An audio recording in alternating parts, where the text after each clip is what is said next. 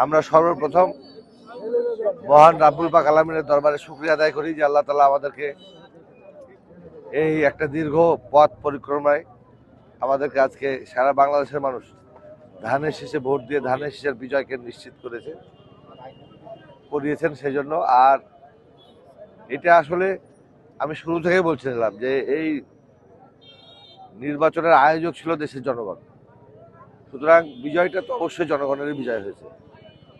আর আমরা এই বিজয় তো আমাদের আসলে সেই বিজয় না, এটা কাজ করার জন্য। তো আমাদের কাজ করতে মানুষের কল্যাণে কাজ করে গেছেন যারা, বিশেষ করে শহীদ রাষ্ট্রপতি জিয়াউর রহমান, আমাদের আমরা যাকে মমতাময়ী মা বলি, মাদার অফ ডেমোক্রেসি, দেশনেত্রী, আপসীর নেত্রী বেগম খালেদা জিয়া, এবং যারা জনহিতকার কর্মকাণ্ড করে গেছেন আমাদের এই পাবা মরুবাসীর জন্য, তাদের প্রত্যেকের প্রতি আমি উৎসর্গ করবো এই বিজয়কে।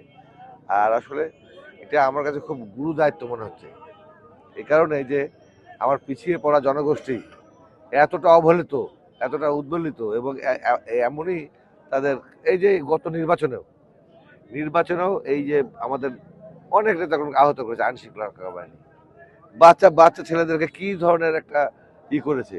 তো সেইটা হচ্ছে আমাদের কাছে অত্যন্ত পীড়া দেয়। আমি মনে করবো যে কোনো একটা পক্ষ অবলম্বন না করে আইন শৃঙ্খলা রক্ষা বাহিনী যদি নির্বাচনের বিশেষ করে কেশরহাটে একটা করতো, সুন্দরভাবেই করতো, আরো ভালো হতো। যাই হোক, তারপরেও সব কিছু মিলিয়ে আল্লাহর কাছে আমরা শুকরিয়া আদায় করি।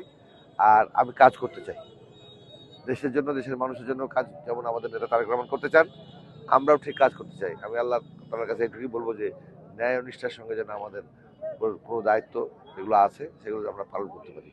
এইটুকুই আজকে আমাদের বক্তব্য।